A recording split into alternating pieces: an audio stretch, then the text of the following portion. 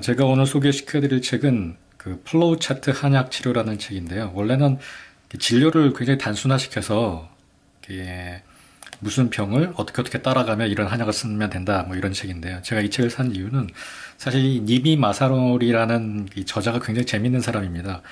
그 서양약을 공부하는 의사이기도 한데 나이 들면서 점점 한방에도 호감을 가지고 한방의 책을 굉장히 많이 썼어요. 수십 권이 그 일본 아마존에서 팔리고 있고요. 저는 이 사람이 쓴 그 에필로그가 굉장히 마음에 와 닿았어요.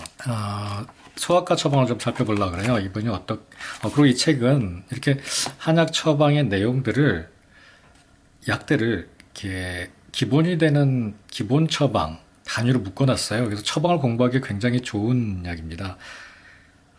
사실 이 약은 우리나라에서는 이제 이중탕이라고 보통 더 많이 부르죠. 이렇게 감초건강탕 이렇게 묶어놓고 창출 인삼이 더 들어간 탕이다. 뭐 이런 식으로 기본 처방을 공부하게 하고 기능 단위로 묶어놔서 처방을 이해하는데 굉장히 좋고요. 또 이 그림은 뭐냐 하면 그 환자의 체질을 말합니다. 그때 마른 편이었다든지 여성이었다라든지 뭐 나이가 어땠다든지. 그러니까 한방 처방을 오래, 저도 30년 정도 공부했으니까요. 이 오래 했으면서 더욱더 점점 느끼는 게 이 병증보다도 그 사람의 기본적인 생리 상태를 잘 파악하는 게 중요한데요. 이 책을 보면 모든 처방마다 이렇게 그림으로 시작합니다. 이 사람이 어떤 체형으로 어떤 사람이었는지로. 자, 오늘은 소아과 처방을 한번 살펴보겠습니다. 자, 169페이지. 소곤종탕 너무나 중요한 약이죠. 특히 고방을 많이 사용하는 일본에서는 굉장히 인기가 좋은 처방이고요. 10살이고 마른 여자아이입니다. 평소 매우 건강해서 공부, 운동, 놀이에 매우 적극적이자 성격이 굉장히 활발하고 좀 양체질인가 봐요.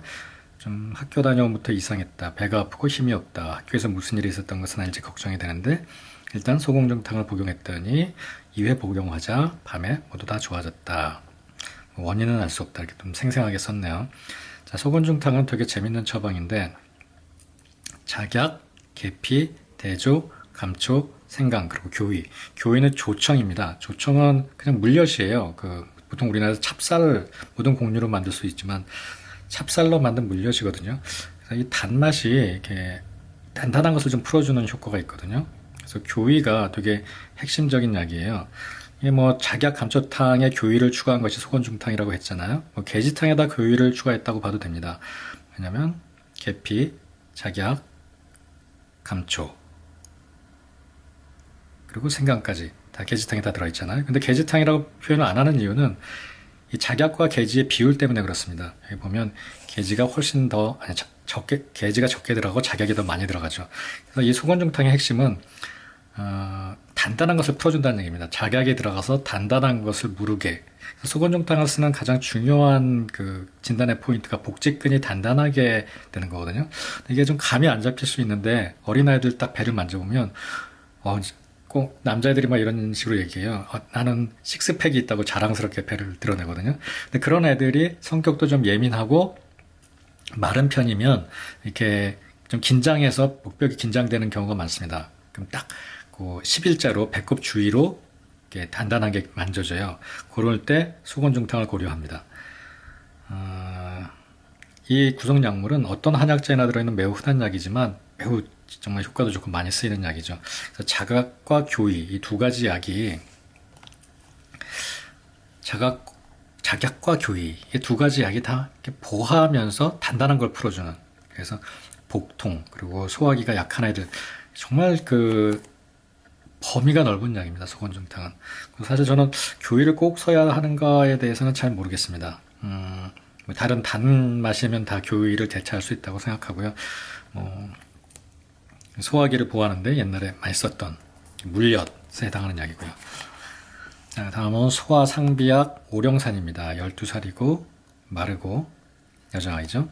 소풍 가는 버스에 타면 멀미를 해서 소풍이 싫다고 울다. 그래서 이 약을 복용하면 멀미하지 않을 거라 하고 30분 전에 복용하도록 했더니 잘 다녀왔다, 이런 얘기인데, 뭐 오령산을 먹고 멀미가 치료된다면 얼마나 좋겠습니까? 근데 오령산 계통은 사실 현운, 멀미 같은 증상에 늘 처방되는 약입니다.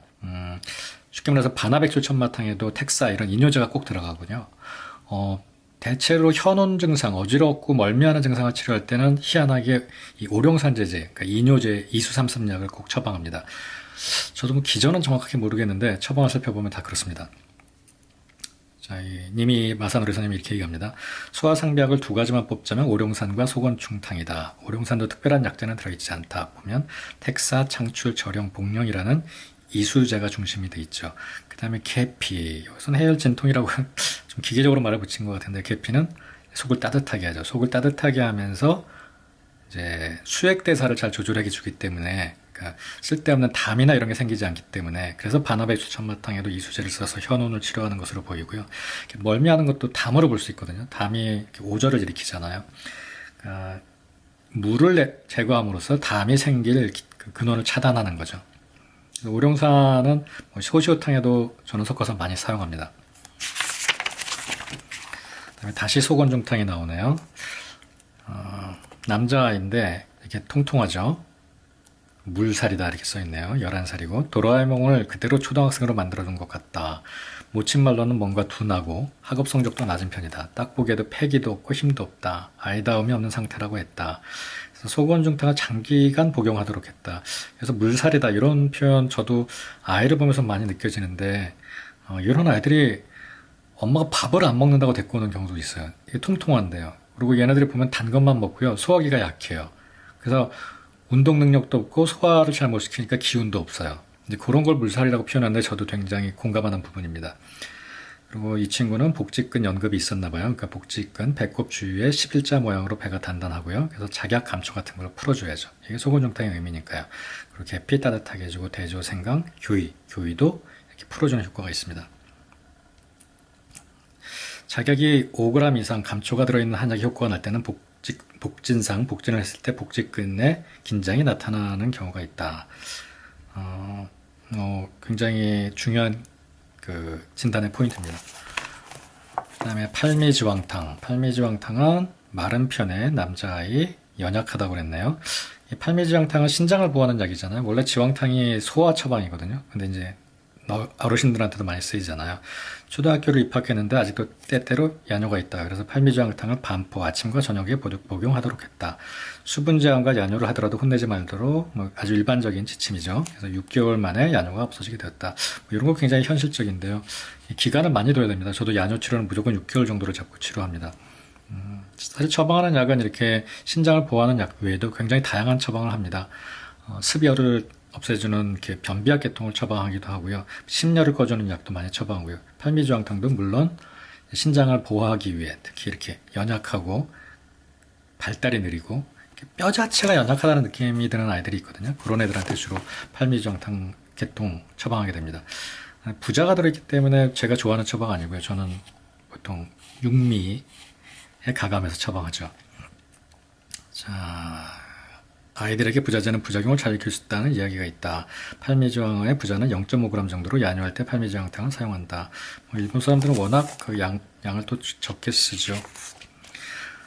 이렇게 얘기가 나와 있네요. 팔미지왕탕의 부자가 아무래도 신경이 쓰인다면 팔미지왕에서 부자와 계피를 뺀 육미환을 사용하는 선생님들도 많다. 야제. 야제도 굉장히 환자가 많습니다. 소아에서. 왜냐면 엄마가 되게 괴롭거든요. 그래서 엄마가 야제가 좋아지면 되게 기뻐합니다. 감맥대족탕은 지금 쓴 얘가 4살 되게 어리네요. 그리고 여자아이 보통 체격에 연령 상응이라는 얘기는 그 나이에 맞게 체격이 발달했다는 얘기죠.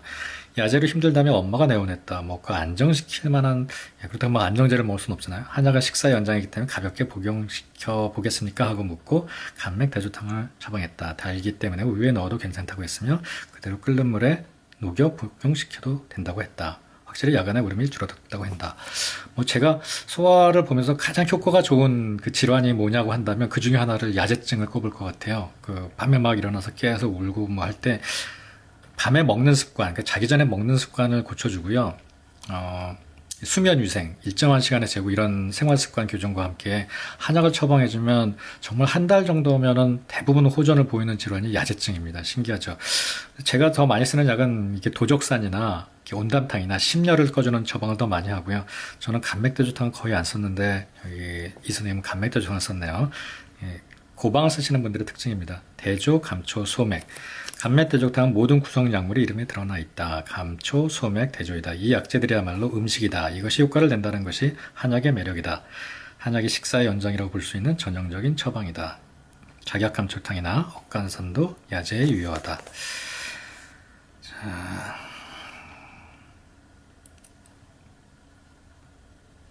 네, 여기 감맥대조탕에 대해서 좀 설명이 있네요. 감맥대조탕은 오츠카 케이세치 선생이 한방의 매력을 알게 해준 증례로 유명하다. 여러 차례 경련 발작으로 하품을 계속하는 여아에게 감맥대조탕을 투여했더니 2주 후에 경련이 줄어들고 수개월 후에는 걸을 수 있게 되었다. 감맥대조탕의 보험명은 야제 경련이다. 제가 이 책을 소개시켜드린 이유는요. 실제 책에서 배워도 실제 케이스에서 어떻게 호소하고 있는지 많이 연결시키기가 어렵거든요. 그래서 이 책을 보면 같은 약이라도 여러 케이스에 어떻게 사용했는지를 보여줍니다. 좀 상상력을 동원해서 이런 느낌의 환자한테 이런 약을 썼구나 하고 공부해 보시는데 도움이 될 것으로 보입니다.